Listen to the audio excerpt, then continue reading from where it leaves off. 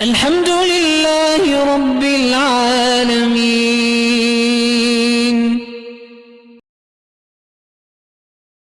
ہم ایک دوسرے پر الزام لگا رہے ہیں۔ میرے بھائیو، میں اسپین سے، آخری ملک اسپین تھا جہاں سے میں واپس آیا ہوں۔ میں بالکل ایسے پاگلوں کی طرح تمہارے سامنے بول رہا ہوں کہ میں نے اس دیش کی 800 سالہ تاریخ پڑھی ہوئی ہے، اور 92 ہجری میں اسپین فتح ہوا، اور 898 ہجری 806 سال جہاں اسلامی حکومت قائم رہی، وہاں ایک انسان کلمہ پڑھنے والا باقی نہ رہا۔ اور وہ جو وہاں 800 برس کے بعد ایک مسلمان باقی نہ رہا،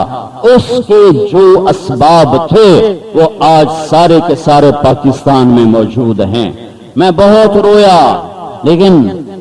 اسپین کے زوال پہ نہیں رویا، میں اس پہ رویا کہ جس وجہ سے اسپین برباد ہوا وہ سب کچھ پاکستان میں ہو رہا ہے۔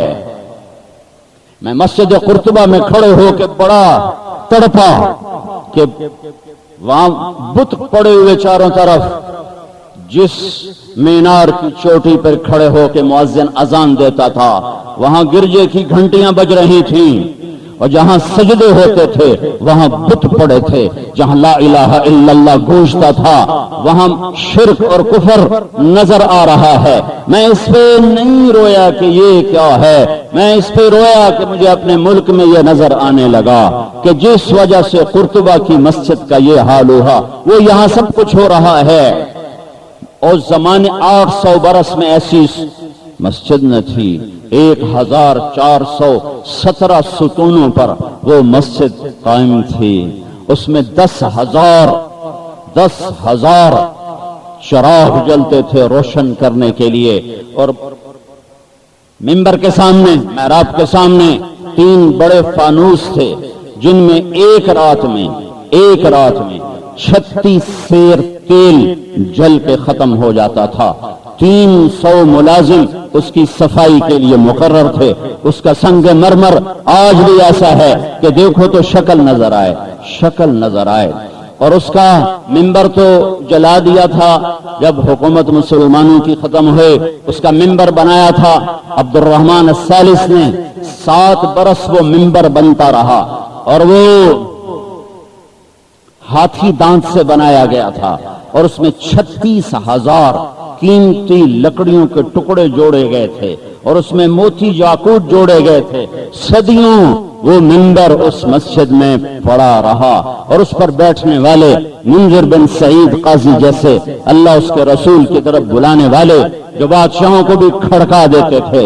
اور ان کو بھی ان کی غلطیوں پر ٹوک دیتے تھے کہ وہ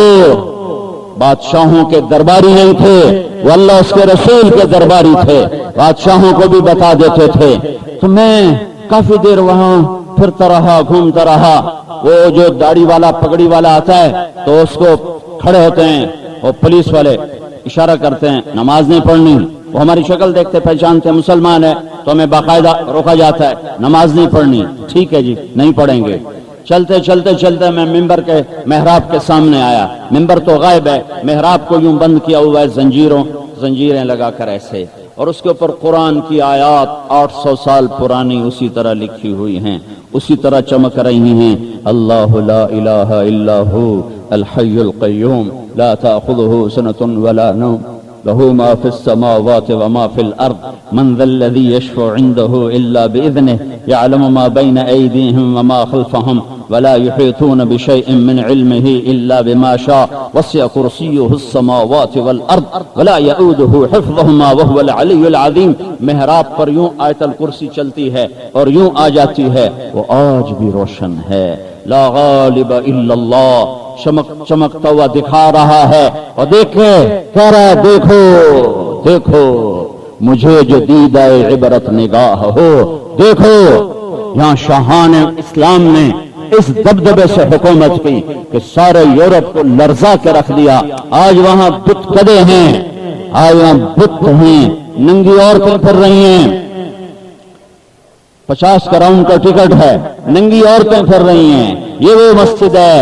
یہ علامہ قرطبی کا درس تفسیر ہوتا تھا، یہ وہ مسجد ہے جہاں ابن عربی کے تصوف کے اسرار و رموز کھلتے تھے، یہ وہ مسجد ہے جہاں یحییٰ بن یحییٰ اندلسی کی فقہی مجالس ہوتی تھی، یہ وہ مجلس ہے جہاں بقی بن مخلد کے درس حدیث ہوتے تھے،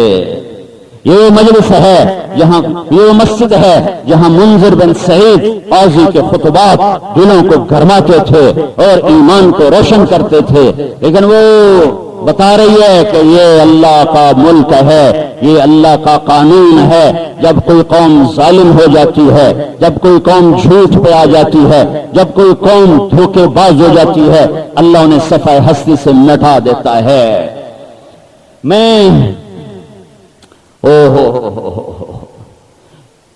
مجھے پتا تھا یہاں عبد الرحمن نے ایک محل بنایا تھا، میں نے کہا مجھے وہاں لے چلو، وہ قرطبہ سے 8 میل دور تھا، ایک پہاڑ کے اوپر۔ دنیا میں 2 بڑے محل بنائے گئے ہیں، اس سے بڑا محل آج تک نہیں بنا۔ اسلام سے پہلے، یعنی اللہ کے نبی کے آنے سے پہلے اور آنے تک سب سے بڑا محل بنایا ایران کے بادشاہ خسرو پرویز کسرا نے، جو 40,000 ستونوں پر قائم تھا، 40,000 ستونوں پر قائم تھا، اور 40 مربع میل میں اس کے باغات تھے، اس میں 960 ہاتھی تھے جو اس کی ہیبت کو بڑھاتے تھے، اس میں 3,000 باندیاں تھیں جو اس کے حسن و جمال کو بڑھاتی تھیں، اور اس کے گنبد تھے جن میں سونا لگا ہوا تھا، سونا ہی سونا تھا، نیچے 100 تہخانے تھے جو سونے چاندی سے بھرے ہوئے تھے۔ وہ محل کھنڈر بن گیا، اس کا تو نشان بھی نہیں۔ اس کے بعد اسلامی سلطنت میں 300 ہجری میں عبد الرحمن الناصر نے ایک بیوی کے عشق میں محل بنایا جو 4,316 ستون اور برجوں پر قائم تھا، 4 میل لمبا، 3 میل چوڑا کورڈ ایریا تھا، 15,000 اس کے گیٹ تھے، 15,000، اور چھت میں خالص سونا اور سنگ مرمر اور یاقوت اور ہیرے جواہرات جڑے، ایک چراغ جلتا تھا، سوری مسجد ایسا لگتا تھا جیسے سرچ لائٹ، سارا محل یوں ہو جاتا تھا جیسے سرچ لائٹیں ہوں اور سارا محل روشن ہو کہ اس کی جو ریفلیکشن ہوتی تھی وہ چکا چوند کر دیتی تھی۔ اس میں 6,000 کنیزیں تھیں اس کے حسن و جمال کے اضافے کے لیے، اس میں 13,375 ملازم تھے صفائی کے لیے، اس میں 13,780 فوج تھی اس کی حفاظت کے لیے، اس میں پانی کے تالاب تھے، فوارے تھے، جس میں اتنی مچھلیاں تھیں کہ روزانہ ان مچھلیوں کو کھلانے کے لیے 12,000 روٹیاں توڑ کے ڈالی جاتی تھی۔ اس کے علاوہ غذا مزید ہوتی تھی۔ بیچ میں ایک پارے کا حوض تھا، رات کو جب چاند کی چاندنی پارے کے حوض پر پڑتی تو ویسے واپس ہو کر سارے محل کو روشن کر دیتی، اور کبھی بادشاہ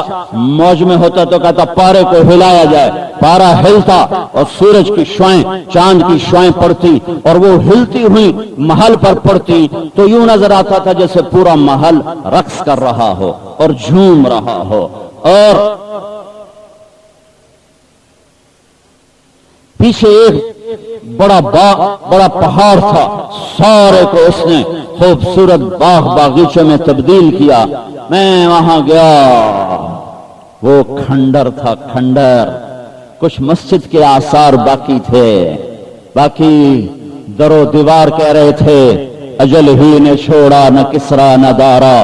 اسی سے سکندر صفاتے بہارا، ہر قلعے کی کیا کیا نہ حسرت سے دھارا، پڑا رہ گیا سب یوں ہی ٹھاٹھ سارا، جگہ جی لگانے کی دنیا نہیں ہے، یہ عبرت کی جا ہے تماشا نہیں ہے۔ وہ زبان حال سے کہہ رہا تھا تو کہ حرص حوث کو چھوڑ میاں، مت دیس بدیس پھرے مارا، قذاق اجل کا لوٹے ہے دن رات بجا کر نقارا، کیا بدیا بھینسا بیل شتر، کیا گونی پلہ سر بھارا، کیا گیہوں چاول موٹ مٹر، کیا آگ دھواں اور انگارا، سب ٹھاٹھ پڑا رہ جائے گا جب لاد چلے گا بنجارا۔ کے سامنے میں کھڑا، میں کہوں یا اللہ تجھے تو پتہ ہے یہ نماز نہیں پڑھنے دیتے، میں کھڑے کھڑے 2 نفل پڑھتا ہوں، تیرے بارگاہ میں کیا بڑی بات ہے، تو اس کو نماز ہی بنا کو قبول کر لے، میں وہاں تو سجدہ نہیں کر سکتا جہاں ابن عربی کی پیشانی ٹکی، جہاں بقی ابن مخلد کی پیشانی ٹکی، جہاں علامہ قرطبی کے سجدے ہیں، جہاں یحییٰ بن یحییٰ اندلسی کے سجدے ہیں، جہاں منذر بن سعید کے سجدے ہیں، میں سجدہ تو نہیں کر سکتا لیکن میں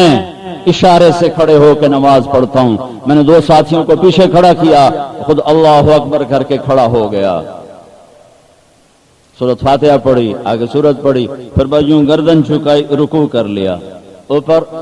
سر اٹھایا، پھر تھوڑا اور سر نیچے کیا، سجدہ کر لیا، پھر اور نیچے کیا، سجدہ کر لیا۔ اس طرح اشارے سے میں نے 2 رکعت پڑھی کہ قیامت کے دن جب اس مسجد کے در و دیواروں کو اللہ زندہ کرے گا تو یہ ماڑی موٹی گواہی میرے حق میں بھی دے دیں کہ ہاں اس نے بھی یہاں تجھے یاد کیا تھا اور تیرا نام لیا تھا۔ میرے بھائیو، میں ان کے زوال پہ اتنا نہیں روتا رہا جتنا میں اپنے دیش کو سوچ کے روتا رہا کہ یہ گاڑی وہیں جا چکی ہے، یہ وہیں پہنچ چکا ہے قافلہ، کہ آگے خوفناک کھڈا کھائی ہے جس کی تہ اتنی گہری ہے نظر ہی نہیں آتی، نظر ہی نہیں آتی، اور ہوش کوئی نہیں ہے، نہ عام کو نہ خاص کو، نہ بڑے کو نہ چھوٹے کو، نہ دیہاتی کو نہ شہری کو۔ وہ کیوں برباد ہوئے؟ وہ آپس میں لڑے، کبھی سیاست پر، کبھی قومیت پر، 2 طاقتیں پیدا ہو گئی، ایک عرب ایک بربر۔ بربر مراکز سے اٹھ کر آئے تو عرب اپنی عربیت کے لیے، بربر اپنی قوم کے لیے ایک دوسرے کو قتل کر رہے ہیں اور ایک دوسرے کی سلطنتوں کو اجاڑ رہے ہیں، اور عیسائیوں سے مدد لے رہے ہیں کہ 2 قلعے دے دوں گا، عربوں کے خلاف مدد کرو۔ وہ کہتا ہے میں 4 قلعے دوں گا، تم مجھے میری بربر کے خلاف مدد کرو۔ اس طرح ایک دوسرے کو ذبح کرتے کرتے کرتے سمٹتے سکڑتے پھر مسجدوں کے در و دیوار جہاں قال اللہ قال رسول گونجتا تھا، وہاں مذہب کے نام پہ لڑائیاں شروع ہو گئیں، جیسے آج میرا دیش ہے کہ ایک دوسرے کو کافر قرار دے چکے ہیں، ایک دوسرے سے کہ دل میں ایک دوسرے کے بارے میں نفرت کے سوا کچھ نہیں ہے، یہ نہیں سمجھ رہے کہ ان پر وہ شام آ سکتی ہے جو اسپین پر آئی تھی۔ تم پھرو تو تمہیں پتہ چلے کہ ہم اپنی جان کے کتنے بڑے دشمن بن چکے ہیں اور اپنے آپ کو کتنا تباہی کے دہانے پر پہنچا چکے ہیں۔ میرے نبی نے ہمیں امت بنایا، امت بنو، مسلمان بنو، آگے جو تمہارے مسلک ہیں اپنی ذات تک رکھو۔ میں کسی کو مسلک بدلنے کی دعوت نہیں دے رہا، میں اس کو کہہ رہا ہوں مسلمان بن، مومن بن، امتی بن، دوسرے کے جذبات کا احترام کر، دوسرے کے احساسات کا احترام کر، اپنے حق پر ہونا اتنا یقینی مت بنا کہ دوسرا تمہیں کافر نظر آنے لگے، اپنے حق پر ہونا اتنا یقینی مت بنا کہ تو اوروں کو کتا بلا سمجھنے لگ جائے۔ میرے بھائیو، مجھ سے میں کئی بیان کیے ہیں لیکن میں ادھر ہی گھوم رہا ہوں کہ میں اسپین اور پاکستان کا موازنہ کرتا ہوں تو میرے روئیں سے آگ نکلنے لگتی ہے۔ کیا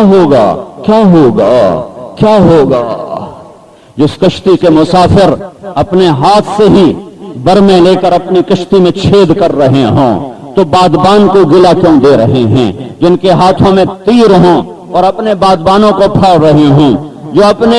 کشتی کو خود توڑ رہے ہوں، تو پھر وہ ملاح کو گلا کیسے دے سکتے ہیں؟ موجوں کو گلا کیسے دے سکتے ہیں؟ وہ دریا کو گلا کیسے دے سکتے ہیں؟ میرے 18 کروڑ اکثر ہر جگہ اچھے بھی ہوتے ہیں برے بھی ہوتے ہیں، لیکن اچھے اتنے تھوڑے ہیں کہ ان کی آواز دب گئی ہے۔ نقار خانے میں توتی کون سنے گا؟ بازار میں 100 جھوٹے ہیں، ایک سچا ہو اس کی کہاں چلے گی؟ بازار میں 100 دھوکے باز ہیں، ایک دیانتدار ہے اس کی کہاں چلے گی؟ عدالت میں ایک وکیل ہے جو صحیح مظلوم کی پیروی کرتا ہے، باقی سب چور ڈاکوؤں کا کیس لینے کے لیے تیار ہیں، تو سے ایک کی کہاں چلے گی؟ 100 افسر رشوت باز ہیں، ایک دیانتدار ہے، اس کی کہاں چلے گی؟ یہ 1 اور 100 میں زیادہ بتا رہا ہوں، ورنہ 1 لاکھ اکٹھے کروں، ایک سچا ہوگا، باقی جھوٹے ہوں گے۔ 99,999 جھوٹے ہیں، ایک سچا ہے۔ 99,999 دھوکے باز ہیں اور ایک راست باز ہے۔ 99,999 وہ عادل ہیں، وہ ظالم ہیں، ایک عادل ہے۔ اس دیش کی کشتی اسباب کی لائن سے پار ہوتی نظر نہیں آتی۔ یہ تو میں اپنے تاثرات آپ کو بتا رہا تھا۔